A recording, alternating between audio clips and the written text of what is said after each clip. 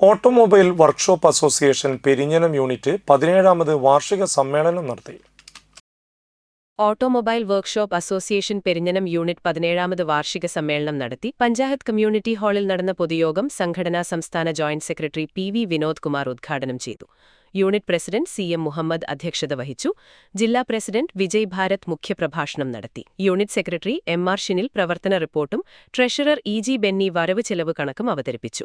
ജില്ലാ secretary P S. Joseph, treasurer K C. Jojan, ജില്ലാ vice president U K. Abhilash, unit ഭാരവാഹികളായ V A. Anil, M A. Basheer, V V. Raju, P V. Dasan, V V. Yatheendran, K M. Suresh തുടങ്ങിയവർ സംസാരിച്ചു.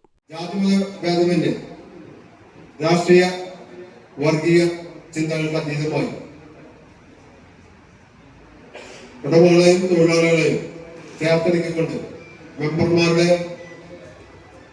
ക്ഷേമവും പുരോഗതിക്ക് വേണ്ടി പ്രവർത്തിച്ചു വരുന്ന കേരളത്തിലെ ശക്തമായ സംഘടനയാണ് association of automobile workshop Kerala.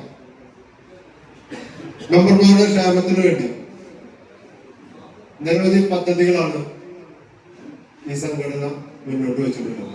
നിങ്ങൾക്കറിയാം, വെൽഫെയർ ആനുകൂല്യം, അപകട പരിരക്ഷ, മെമ്പർമാർക്കും കുടുംബത്തിനുള്ള സഹായങ്ങൾ,